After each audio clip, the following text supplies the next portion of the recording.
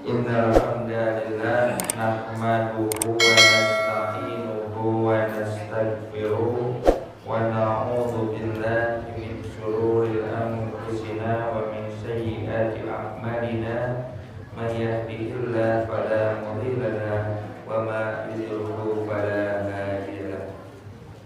Asyhadu an la ilaha illallah wa asyhadu anna Muhammadan abduhu wa rasuluh.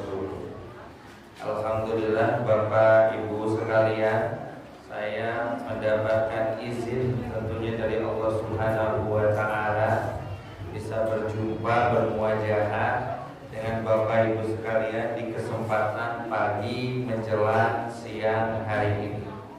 Karena tentunya kiranya tiada nikmat Allah yang mempertemukan antara kemampuan kemapanan raga dipertemukan dengan kemauan dalam jiwa kita, maka bukan hal yang mudah untuk kita berkumpul di majelis ini. Karena sejatinya kumpulnya kita karena ada pertemuan antara kemampuan raga, kesehatan fisik yang dipertemukan dengan kemauan dalam jiwa yang mengantarkan kita bisa melangkahkan kaki di majelis ini. Kalau tadi Ustadz Khalid pakai bahasa Sunda, ya, saya izin berbahasa Indonesia saja. Kenapa berbahasa Indonesia? Ya, pertama biar berbagi bahasa dengan Tuan Khalid tadi. Yang kedua biar kita punya semangat mengindonesia, semangat meluaskan dakwah kita, bahwa dakwah persatuan Islam itu bukan dakwahnya tanah Jawa Barat saja. Tapi dakwah yang bisa meluas, di mana semangat arruju ila Quran wa sunnah itu, semangat mengembalikan, semangat untuk kembali pada Quran dan sunnah itu tidak hanya kita dakwahkan di tanah Jawa Barat, Priangan Timur saja, tapi kita punya spirit agar nanti kader-kader yang tadi mau kita cetak itu, generasi muda yang mau kita cetak, itu adalah kader pelanjut dakwah yang bisa meluaskan dakwah Quran Sunnah sampai meluas, ya, keluar Jawa Barat, Jawa Tengah, Jawa Timur, bahkan sampai Papua. Bahkan tentu kita berharap generasi muda kita adalah generasi pelanjut risalah yang bukan hanya mendakwahkan Islam di bumi Nusantara, tapi meluaskan sampai keluar Indonesia, gitu kan. Saya kasih cerita gambarannya bagaimana Islam itu dulu, ya, bukan hanya menjadi kebanggaan untuk kemudian menjadi jalan kemajuan bangsa Arab saja, tapi bisa meluas seluas-luasnya. Maka kembali bicara bahasa, ya, itu kita harus betul-betul nanti meluaskan spektrum wawasan anak didik kita. Jadi yang kunci awal dia bahasa, sampai nanti bahasa Inggrisnya, bahasa Arabnya itu harus betul-betul mumpuni agar bisa meluas. Tapi nu paling utama nama sebab simpuring teu ahli bahasa Sunda, gitu ya. Karena emang tidak begitu lihai ahli dalam berbahasa Sunda. Tapi semangat utamanya tadi kita ingin meluaskan dakwah kita. Bapak dan Ibu sekalian, selama berapa bulan jadi guru di rumah? Ayat 3 bulan, 4 sasi lampungnya jantan guru di rumah. Yang biasa dikerjakan para guru di sekolah, hari ini pindah ke rumah kita. Iya teh cenah asa begi paraeur gitu ya. Sabab cenah teu seueur pada mah justru eta ciri stres. Karena salah satu ciri stres teh bukan hanya kurus, ya. Jadi beuki ngagendut tadi salah satu ciri stres. Jadi tertentu jalma anu katingali lintuh, orang yang kelihatan gemuk buat tinggal hirupna bagja ceksa. Bahkan menurut ilmu kedokteran salah satu ciri stres teh tidak mampu mengontrol tubuh, ya. Saya juga kemarin dikasih 4 bulan nambah kalorinya menuju 90 buat ting stres ya gitu. Tapi memang betul kan, setelah dipindahkan pendidikan anak dari sekolah ke rumah, kita merasakan betul gening hese ngajar teh. Terus Bu, ya, ternyata susah mendidik anak itu. Nah, ini hikmah corona itu mengembalikan kesadaran kita sebagai orang tua bahwa yang sejatinya punya tanggung jawab besar menyiapkan generasi itu bukan sebatas guru di sekolah, tapi kita para orang tuanya. Ini kesadaran yang mudah-mudahan menjadi hikmah dari corona, bahwa Bapak Ibu sekalian ini kita tuh bukan seperti hewan yang cuma bisa melakukan reproduksi, melahirkan anak. Tapi selain kita memproduksi, kita punya kewajiban mengedukasi. Kalau luntur kewajiban edukasinya, cuma bisa produksi doang, apa bedanya kita dengan kambing, munding, dan sajabaning sasatoan lainnya? Jadi perbedaan kita kalau ingin dicap sebagai bagian dari entitas bernama manusia, maka sebagai seorang manusia kita punya kewajiban untuk mengedukasi generasi kita, mengedukasi anak kita agar bisa tumbuh sesuai dengan apa yang siapa Bu? Siapa harapan siapa? Sesuai harapan kita, sesuai harapan siapa? Sesuai harapan dan petunjuk Allah Subhanahu wa Ta'ala. Itu yang harus jadi keyakinan kita. Maka dengan corona ini alhamdulillah kita semakin tersadar, dan kesadaran itu juga menyadarkan kita bahwa ternyata selama ini kita ini cenderung masuk kategori yang belum mampu menjadi pendidik yang baik. Dan ini adalah kesadaran yang baik. Ketika kita sadar bahwa kita belum mampu, maka ini adalah modal awal ya untuk kita bisa menjadi generasi yang mampu ke depan. Yang jadi masalah itu kalau kita ini tidak mampu, tapi kita nggak sadar bahwa kita nggak mampu. Kita ini nggak bisa, tapi kita nggak sadar bahwa kita nggak bisa. Maka kita akan terus terjebak dalam kebodohan itu, akan terus terjebak dalam ketidakmampuan itu. Maka berbahagialah ketika kita sama-sama menyadari bahwa ternyata diri kita ini jauh dari kata mampu. Agar apa? Agar kesadaran akan ketidakmampuan itu mendorong kita untuk terus semangat berbenah, belajar, meningkatkan kapasitas diri kita. Karena sejatinya Bapak Ibu sekalian, ketidaksadaran itulah yang menyebabkan manusia biasanya tidak bisa tumbuh dalam hidup. Itu yang biasa disebut dengan sombong daya. Makanya kunci awal kemandegan peradaban itu kesombongan. Jadi ketika Allah gambarkan dalam Al-Quran pengantar manusia menuju kemadharatan, kemaksiatan itu aba wastakbara wa kana minal kafirin, merasa besar, merasa sombong. Jadi cikal bakal kemaksiatan, cikal bakal kemadharatan, cikal bakal kemunduran, cikal bakal kehancuran itu seperti yang Allah gambarkan dalam kisah dalam Quran surat Al-Baqarah, aba wastakbara wa kana minal kafirin, kesombongan. Sebab sombong, sebab ngerasa sombong, ada orang tekan tinggal ku Allah. Kita masih merasa punya waktu. Da isuk ge aya kenehkeun ayeuna ge teu salatna. Da isuk ge aya keneh waktu. Itu kan merasa sombong, merasa tahu bahwa hari besok masih kita miliki. Coba kalau kita betul-betul merendahkan diri di hadapan Allah, maka diri kita akan menjadi diri yang paling depan dalam melakukan penghambaan kepada Allah. Jadi blok awal, penghalang awal menuju loncatan kebaikan adalah blok kesombongan, benteng kesombongan, dan itulah yang harus kita hancurkan pertama. Maka tentunya hadirnya kita di majelis ilmu ini, datangnya saya ke majelis ilmu ini bukan bagian, merupakan mudah-mudahan menjadi ikhtiar kita untuk menunjukkan kepada Allah Subhanahu wa Ta'ala bahwa inilah kita pribadi yang siap untuk berbenah, jauh dari rasa kesombongan dalam diri kita. Ini poin yang pertama. Begitupun dalam hal pendidikan Bapak Ibu sekalian. Bicara apa yang kemudian agar kita bisa melahirkan generasi hebat. Maka untuk melahirkan generasi hebat, generasi mumpuni, yang pertama harus diruntuhkan adalah benteng kesombongan yang ada dalam diri kita. Kalau kita dalam diri ini masih dipenuhi dengan rasa kesombongan, sulit kita ini untuk tumbuh, sulit kita ini untuk maju.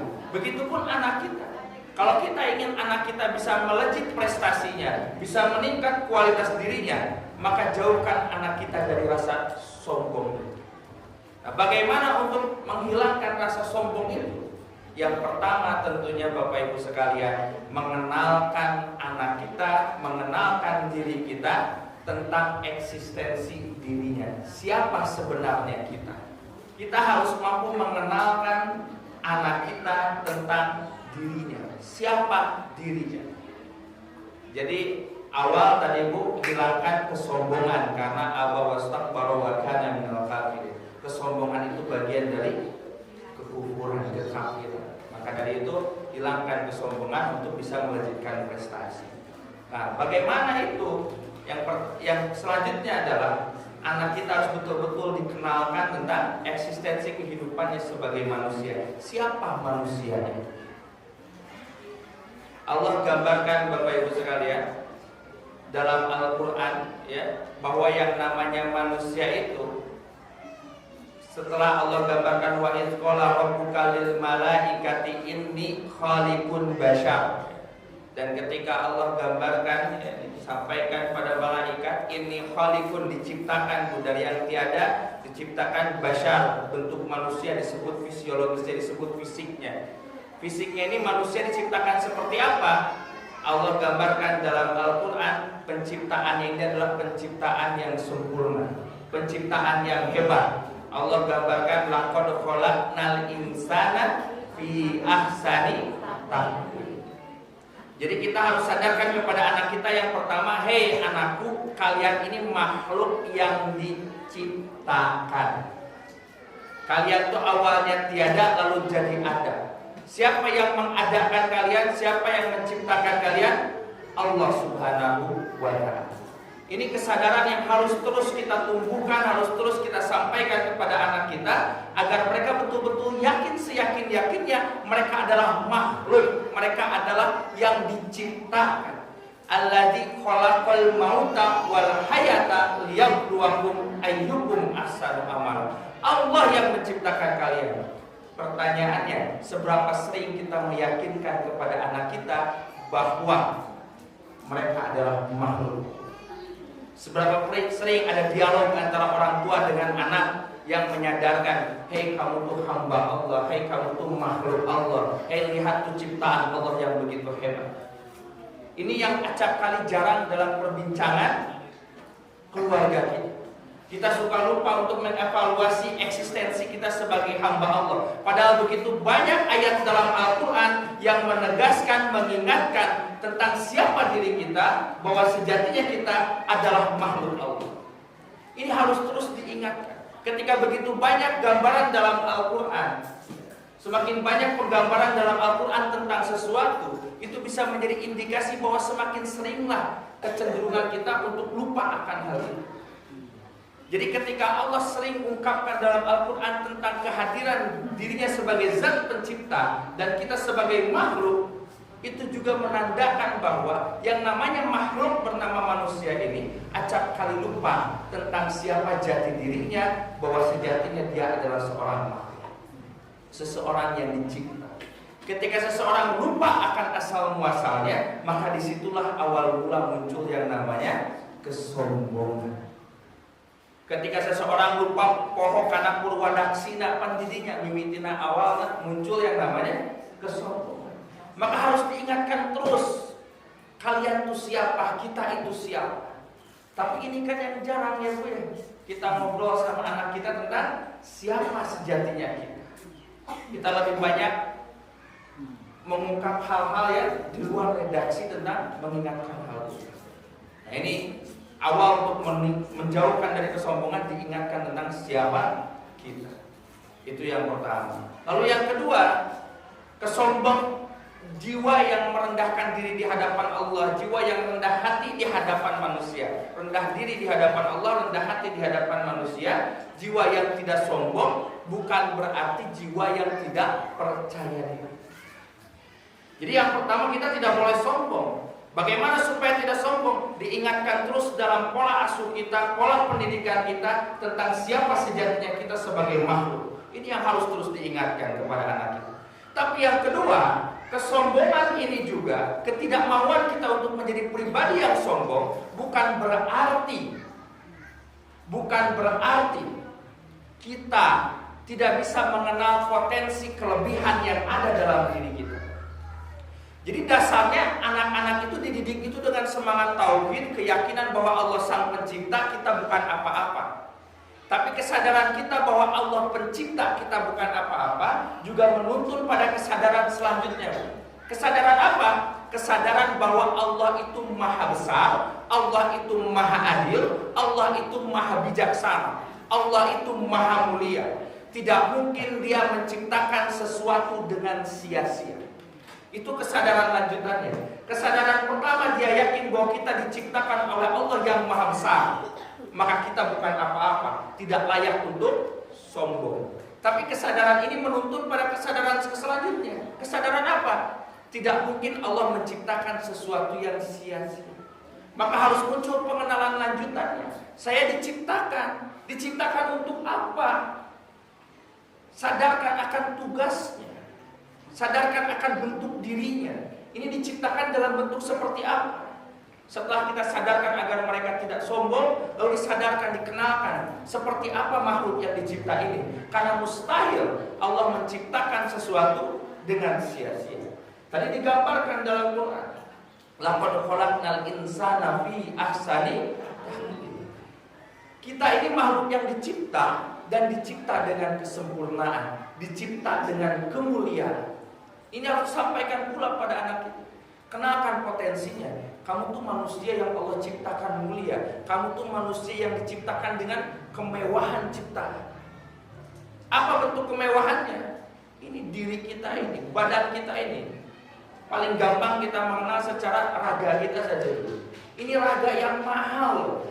Ini harus sampaikan pada anak kita. Badan kita ini badan yang mewah, badan yang mahal. Agar apa? Agar anak kita sadar potensi diri. Saya kasih gambaran, Bu, betapa mahalnya badan kita, betapa mahalnya tubuh kita. Kita kan suka cerita, ada aku mah apa tuh gitu ya. Saya mah apa tuh, cuman nggak ada dibanding, nggak punya apa-apa, nggak punya modal, nggak punya ini buat bangkit dan seterusnya. Padahal yang paling mudah untuk melihat modal kita adalah apa yang dalam diri kita. Soku, socaruran, pemilihan nawis, samilia, itu pada masih ke di peser socana samilia, 2 miliar. Cepil itu cik atuh api peser ngagali hiji paling kiwa 100 juta kan biasa. Mal masih panangan atau coba orang potong 2,5 miliar dipastikan mal. Coba kalau kita mentafakuri betapa mahalnya tubuh ini, ditawar miliaran pun kita nggak akan kasih. Itu kan potensi dasar, kesadaran akan tubuhnya, kesadaran akan dirinya. Hei, anak-anak kita ini harus disadarkan, kalian tuh membawa tubuh yang begitu mahal. Sok mobil numpang awista misalkan ayeuna harga sabaraha? Aya mobil harga 2 miliar, 3 miliar. Eta dirawat luar biasa kan kita merawatnya. Karena kita menyadari ini barang mahal, dirawat itu. Ya, HP ngagal HP Ustaz Holid harga 11 juta. Ya, kucarogena katetesan cikopi eta ngambekna ieu teh mahal. Cik atuh ieu teh catang tuh kabeuli deui gitu kan. Itu ke handphone, ke motor misalkan. Dielapan, dibersihkan. Motor harga 20 juta, 30 juta, begitu luar biasa kita menyayang. Kenapa? Karena kita tahu harganya ini mahal.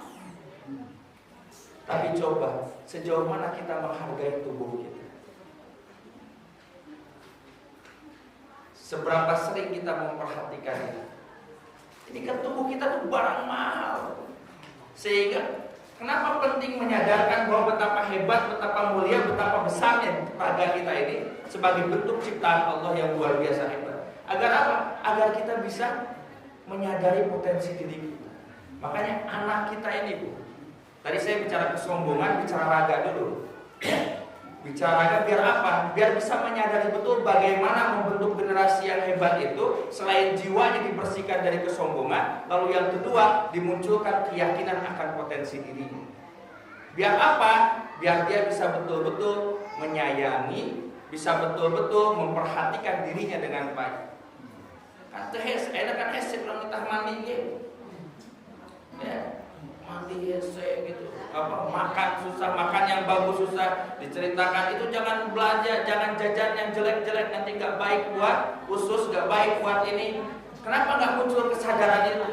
Begitu susah kita mengajak, karena mereka nggak sadar potensi dirinya ini barang mahal. Saya kasih gambaran bab kesehatan ini. Jadi setelah kesehatan jiwa, kesehatan raga ini menjadi poin penting, Bu. Saya kasih contoh. Islam ini agama yang mulia, agama yang hebat, agama besar, mengajarkan kebaikan dunia dan akhirat.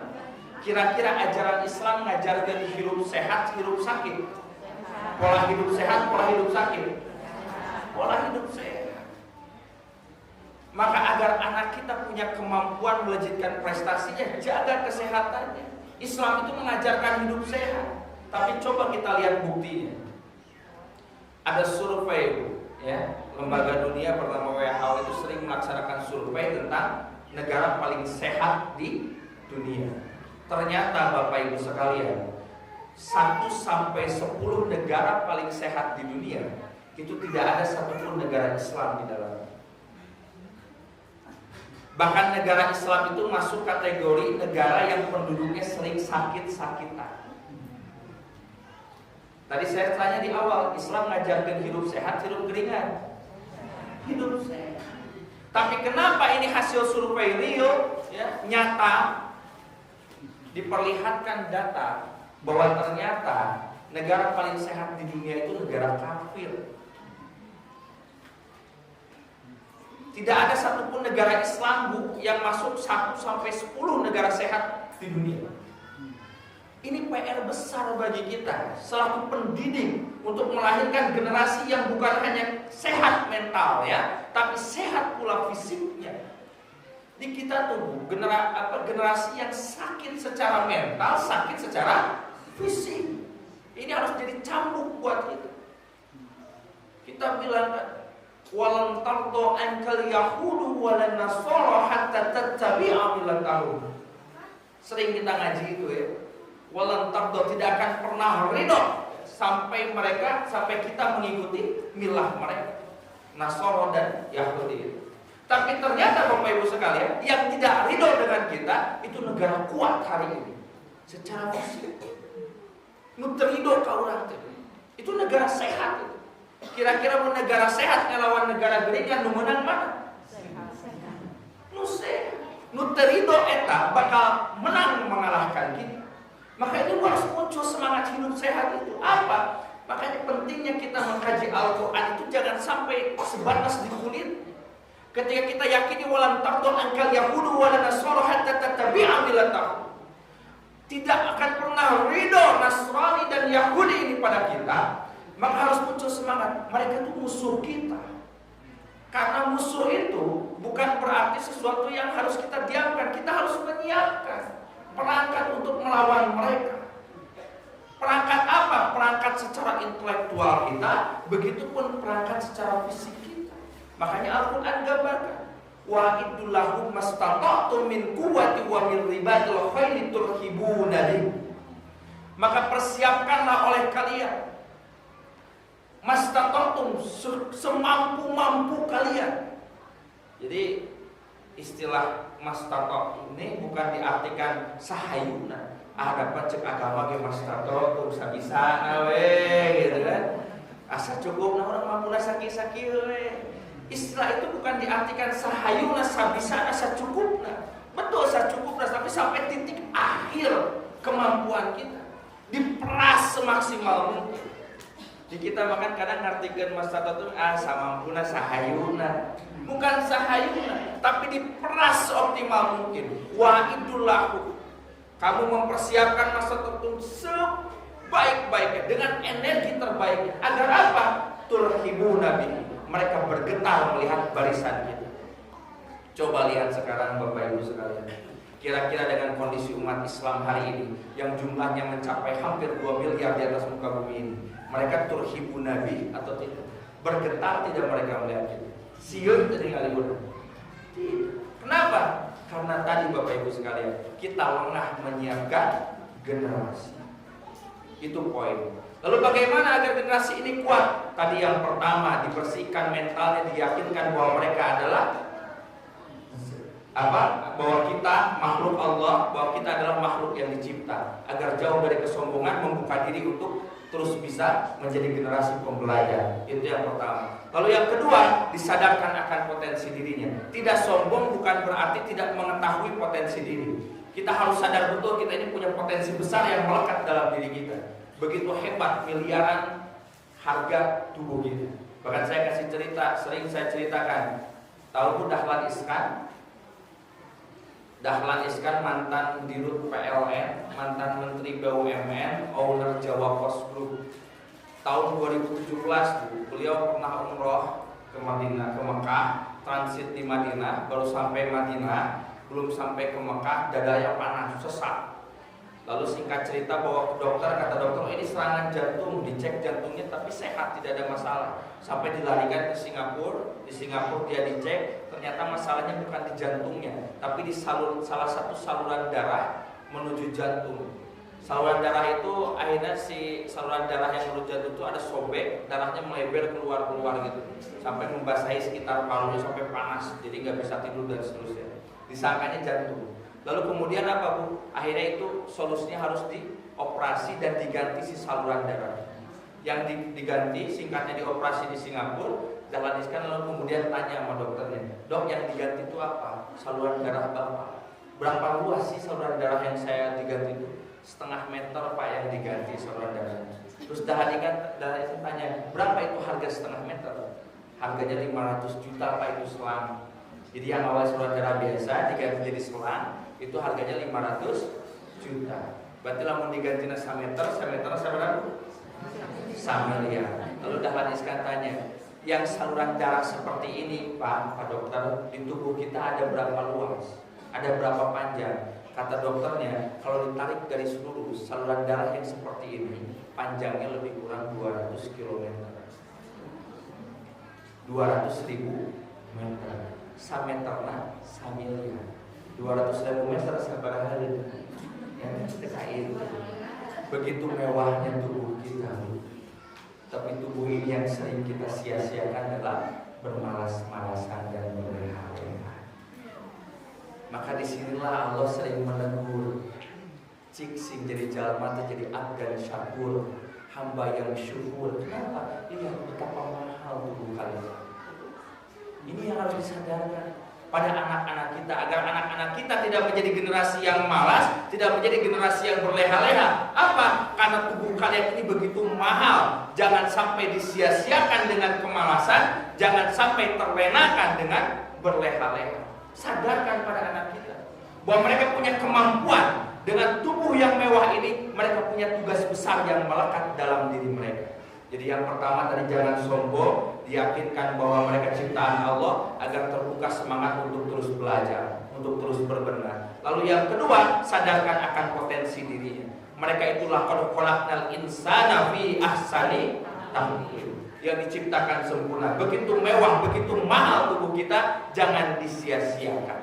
Lalu yang ketiga, sadarkan kepada mereka apa tugasnya di muka bumi ini. Allah gambarkan setelah tadi wa iz qala rabbuka lil malaikati inni khaliqun bashar, diciptakan dari yang tiada menjadi ada. Allah ciptakan itu. Lalu setelah diciptakan buat apa? Diciptakan seperti apa? Diciptakan dengan sempurna.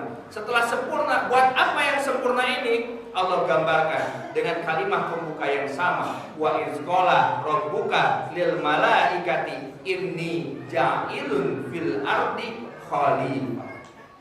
Yang sempurna ini diberikan fungsi, ja'ala, diberikan tugas, diberikan fungsi. Fungsinya buat apa? Jadi pemimpin. Maka anak-anak yang terlahir dari rahim kita, tangisan pertama yang muncul dari anak kita itu adalah tangisan calon-calon pemimpin bangsa. Maka ketika lahir dari rahim kita seorang anak, ini adalah anak yang harus kita siapkan untuk menjadi pemimpin terbaik di zaman. Itu yang harus jadi spirit para orang tua. Jadi ketika ada anak dalam rahim kita terus punya mimpi besar bahwa anak ini harus kita siapkan untuk memenuhi tugasnya. Inni ja'ilun fil ardi khalifah. Kita kan kadang punya anak gak punya mimpi, ini mau jadi apa anak kita ke depan. Ustaz dari ngimpen oke rasa tepi. Da abdi mah sudah nah kan ada begitu misalnya. Suka muncul dalam diri kita. Bapak Ibu sekalian, mimpi mah teu make artos, Bu. Mimpi mah gratis. Ya kan? Jangan ragu untuk bermimpi. Jangan ragu bermimpi besar. Kenapa jangan ragu bermimpi besar? Karena tadi saya sampaikan di poin yang kedua, kita ini barang mahal, kita ini makhluk yang mahal. Tubuh kita ini tubuh yang hebat Allah ciptakan. Maka jangan sia-siakan kehebatannya dengan mimpi kecil di alam dunia dan akhirat. Itu kan poin. Kita harus punya mimpi besar. Kenapa? Karena Al-Quran mengajarkan kita menjadi generasi, menjadi manusia yang senantiasa bermimpi besar. So, apa buktinya lagi bahwa Allah melalui Rasulnya mengajarkan kita bermimpi besar? Rasul pernah sampaikan hadis tentang sesungguhnya surga itu ada beberapa tingkatan disediakan bagi para pejuang di jalan Allah. Dan jika engkau ingin meminta surga, maka mintalah surga paling tinggi. Mintalah surga Firdaus. Ya, dia itu paling tengah dan paling tinggi. Ini menunjukkan apa? Menunjukkan Rasul pada umatnya sering meminta, sering mengajarkan jadilah manusia yang punya cita-cita paling tinggi. Cita-cita tinggi. Ajarkan anak kita untuk bermimpi besar. Saya sering sampaikan pada kadar-kadar pemuda, penciptaan di alam dunia, penciptaan dalam artian penciptaan oleh kita sebagai manusia, itu ada dua penciptaan. Ada dua ruang penciptaan manusia bagi manusia. Pertama, penciptaan pertama itu di ruang mimpi, di ruang imajinasi. Penciptaan kedua itu di ruang realita. Jadi kalau kita ingin menciptakan sesuatu, ciptakan pertama di mimpi kita. Lalu yang kedua, dengan adanya cita dalam ruang mimpi kita, kita punya semangat mengejar mimpi itu, menciptakan di ruang realita, di ruang nyata. Yang jadi masalah, sebelum kita kalah di ruang realita, kita sudah kalah di ruang mimpi. Di nyimpen nakene tos nyaleh orang. Orang semua bisa. Itu kan yang sering terjadi, Pak. Itu yang sering terjadi. Padahal usahakeun lagi acan. Tapi kita sudah memimpikan ketidakmampuan kita. Inilah cikal bakal kehancuran suatu peradaban. Ketika manusianya sudah gagal sejak dalam penciptaan pertama, penciptaan ruang mimpi yang sejatinya penciptaan di ruang mimpi dan di ruang imajinasi itu tidak memerlukan biaya yang mahal. Ngalamun katun nyuci kopi ya, ngalamun jadi ya. Berapa ngalamun ge geus eleh dina lamunan. Nah, ini yang jangan sampai anak didik kita ke depan itu kalah sejak ruang mimpinya. Ibu kantos nonton Laskar Pelangi, Bu. Film Laskar Pelangi itu kan dari kampung kecil, Bu. Sekolahnya ge reot-reot acan. Tapi bisa melahirkan produk yang manusia yang berkualitas. Dengan apa? Dengan merawat mimpi. Dan padahal Bapak Ibu sekalian, Islam mengajarkan itu. Mengajarkan umatnya untuk menjadi manusia yang future oriented, punya orientasi masa depan. Gambarannya, Bu. Langsung muncul pertanyaan, tapi kan saya tidak punya kemampuan, saya lagi terjepit situasinya, lagi repot, gimana mau bermimpi besar? Saya kasih contoh, Rasul perang Khandaq, perang Pahit, perang Khandaq. Begitu Madinah itu dikepung, Bu, sama barisan koalisi kafir Quraisy bersama konco-konconya, Bu. Waktu lagi mau nyerang itu ribuan itu umat Islam itu bingung mau diserang. Gimana kita mengalahkannya? Lebih kurang begitulah gambarannya. Lalu muncullah ide menggali parit. Parit yang digali itu bukan ukuran 1,5 meter, tapi yang digali untuk kemudian kuda tidak mampu meloncatinya, dan kalau ada pasukan musuh turun tidak mampu menaikinya kembali. Kebayang, Bu, luasnya kan? Dan dalamnya parit itu. Lagi menggali parit, Bu. Dan kita menggali paritnya sambil deg-degan musuh sieun kaburu datang. Kebayang itu kan? Muslim Madinah pada masa itu bersama Rasulullah. Lagi deg-degan menggali, takut khawatir keburu datang, keburu diserang. Ada bongkahan batu yang dihancurkan, begitu sulit dihancurkannya. pasukan musuh bisa melewati batu ini menjadi jembatan untuk menyerang kita di Madinah. Kebayang Bu lagi situasi gentingnya kan? Lagi horor, lagi ketakutannya pada saat itu umat Islam. Lalu Rasulullah SAW mengangkat palunya, dibanting Bismillahirrahmanirrahim, dibantingkan. Lalu apa yang muncul dari ungkapan Rasulullah sembari mengayun palunya itu? Rasulullah sampaikan, aku diperlihatkan kunci-kunci kemenangan pintu Parsi, aku diperlihatkan kunci-kunci kemenangan pintu Yaman, aku diperlihatkan kunci-kunci kemenangan pintu Roma. Jadi pada saat situasi genting sekalipun, yang ada dalam benak seorang pemimpin besar bernama Rasulullah SAW tidak menghantarkan ketakutan pada umatnya, tidak mengantarkan kurang teker genting, kecilkan mimpi, tidak. Tapi Rasul menunjukkan ketika situasi genting sekalipun, situasi sulit sekalipun, bahkan hampir mati itu kalau gagal menggali parit itu, tapi Rasul sampaikan mimpi-mimpi besar bahwa Islam bisa membuka Romawi, Islam bisa membuka Persia, Islam bisa membuka Yaman. Itu situasi lagi sulit. Jadi kalau mau nyontoh Rasul, situasi lagi sulit pun cita-citanya harus tetap mulia, cita-citanya harus tetap besar. Ini kan yang jadi problem hari ini kita, situasi ceritanya pengen nyontoh Rasul, ya, tapi amalannya jauh dari Rasul. Sebagai makhluk ya, yang dicipta, lalu yang kedua sadar potensi, yang ketiga tanamkan mimpi besar. Tanamkan mimpi besar pada anak kita. Bapak Ibu sekalian, M. Nasir itu lahir di Minangkabau, jauh dari peradaban besar bernama Jakarta dan Bandung. Orang kampung di Minangkabau. Tapi karena punya mimpi besar, dia datang ke Bandung, belajar di Bandung, lalu kemudian menjadi tokoh nasional. Itu orang kampung. Kenapa? Karena ditanamkan mimpi besar oleh kedua orang tua. Jadi hari ini kita pun, poin selanjutnya selain menjauhkan dari kesombongan, lalu kemudian yang kedua mengenalkan potensi dirinya, yang ketiga jadikan generasi kita ini generasi yang punya mimpi besar, bervisi besar. Itu poin yang ketiga. Agar apa? Agar nanti anak-anak kita itu Bapak Ibu sekalian, hidupnya itu dipenuhi dengan semangat menggapai mimpi-mimpi. Ini kan yang jadi masalah problem kita hari ini. Juga kemudian anak-anak kita ini jarang kita sentuh, jarang kita ajarkan, jarang kita ajak berdialog tentang masa depannya sendiri mungkin. Sampai apa? Sampai coba Bu. Saya Ibu guru diniyah di sini, siapa guru diniyah? Ya, kalau Bapak Ibu guru diniyah, coba nanti kalau udah mulai masuk sekolah, sebelum pelajaran dimulai, suruh mereka menuliskan cita-cita.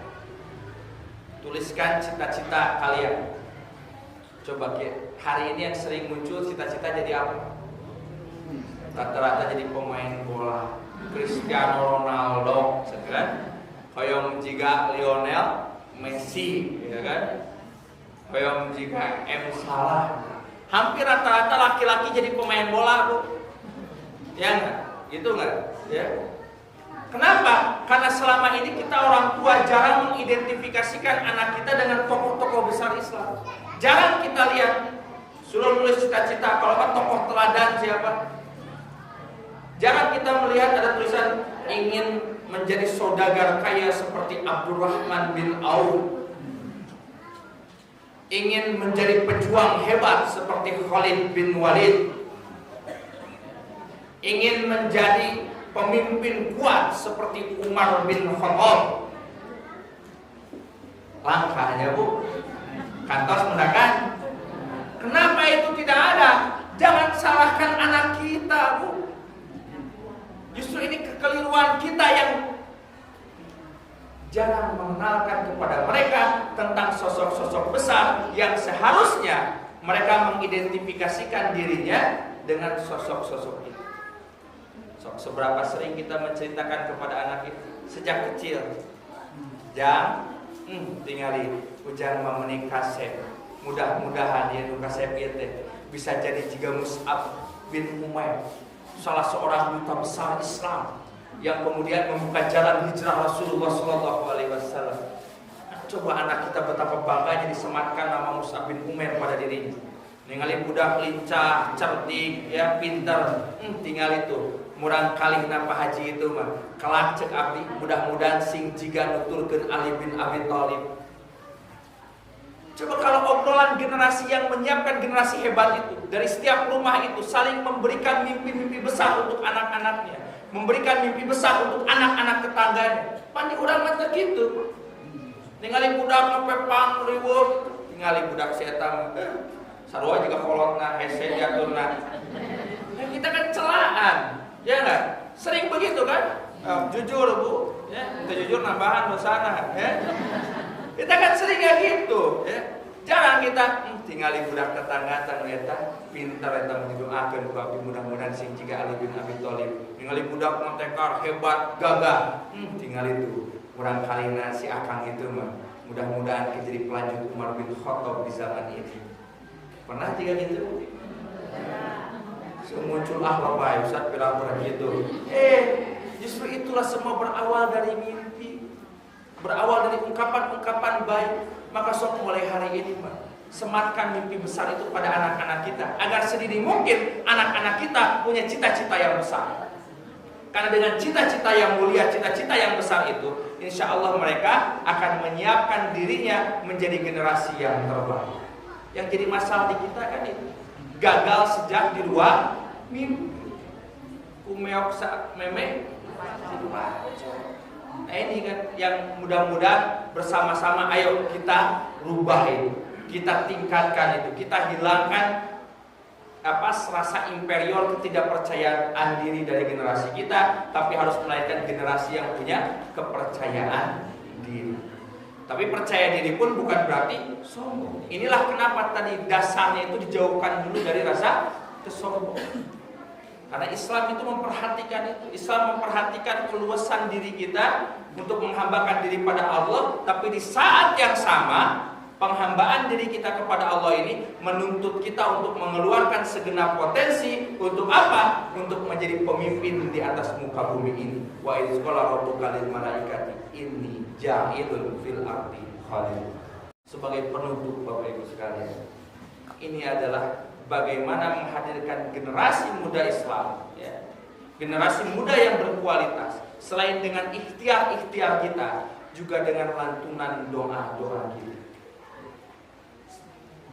Bagaimana kita bisa sering mendoakan anak didik kita, bagaimana kita sering mendoakan generasi-generasi kita, bagaimana kita sering mendoakan pemimpin-pemimpin kita agar menjadi pemimpin yang baik, menjadi pencetak generasi yang hebat. Kita ini yakin betul bahwa Allah Subhanahu wa Ta'ala ini pemilik segala sesuatu, tapi keyakinan ini kadang Bapak Ibu sekalian tidak selaras dengan kesadaran kita untuk meminta kepada Sang Pemilik segala sesuatu.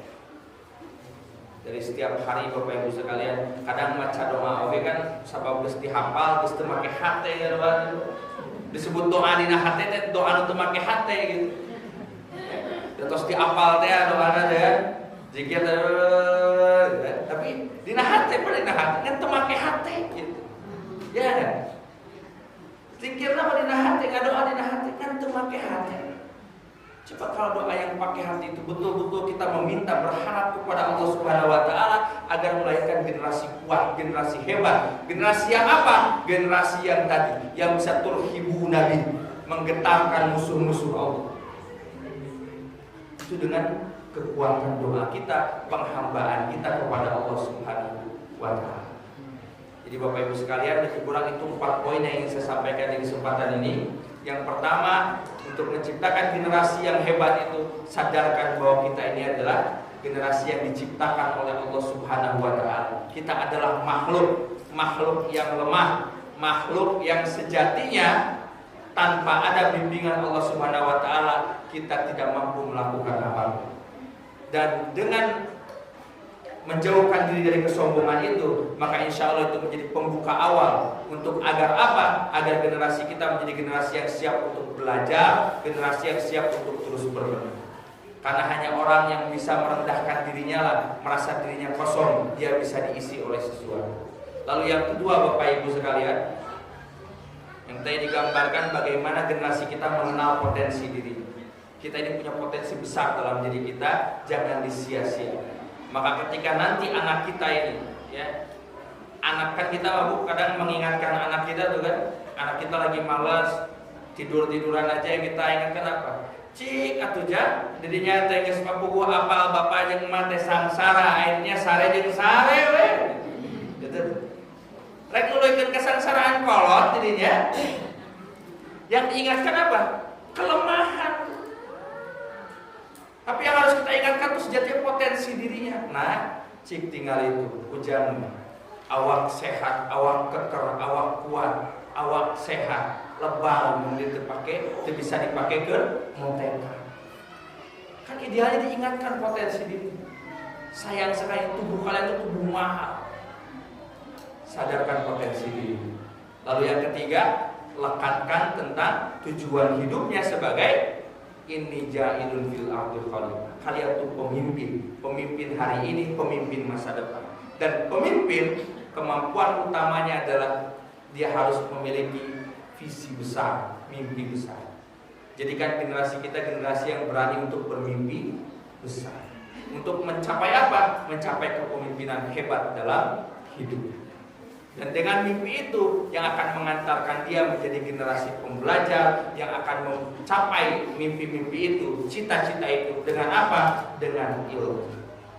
Dan ilmu itu hanya bisa dicapai dengan menjauhkan diri dari poin yang pertama, kesombongan.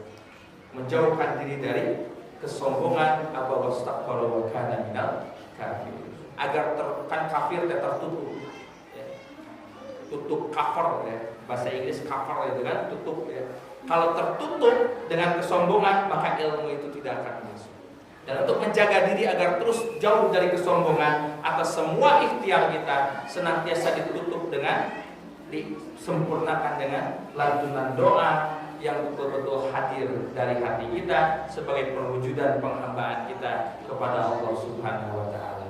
Dan mudah-mudahan Bapak Ibu sekalian, dengan semangat itu, dengan langkah-langkah itu, kita bisa menghadirkan generasi hebat, generasi kuat, yang mana generasi ini bisa menjadi pelanjut estafeta perjuangan untuk membangkitkan izul Islam wal muslimin, menghadirkan peradaban hebat di atas muka bumi.